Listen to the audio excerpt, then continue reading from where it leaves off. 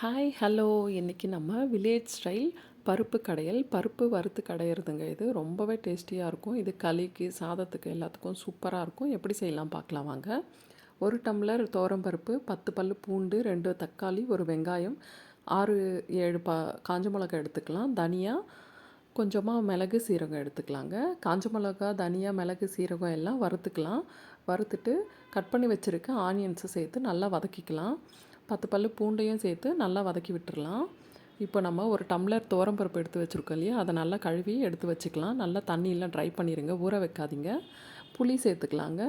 புளி சேர்த்து கொஞ்சம் வதக்கி விட்டுறலாம். கொஞ்சமாக உப்பு சேர்த்துக்கலாம் வதங்கிறதுக்கு. நல்லா வதக்கி விட்டுருங்க.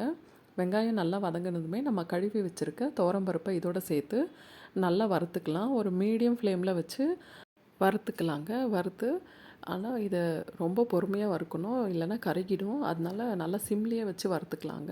கொஞ்சம் கலர் சேஞ்ச் ஆகணும். நல்லா கலர் சேஞ்ச் ஆகி வந்திருக்கு பாருங்கள். இப்போ நம்ம கட் பண்ணி வச்சுருக்க தக்காளியை இதோடு சேர்த்துக்கலாம். தக்காளி முன்னவே சேர்த்தோன்னா தண்ணி விட்டுரும். அதனால பருப்பு வறுத்த பின்ன சேர்த்துக்கணும். இப்போ நல்லா வறுத்தாச்சு.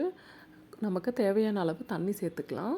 பருப்பு வேகிற அளவுக்கு நல்லா தண்ணி சேர்த்து ஒரு குக்கரில் வச்சு ஒரு 4 விசில் விட்டு இறக்கிக்கலாங்க. பாருங்கள், நல்லா வெந்து வந்துருச்சு.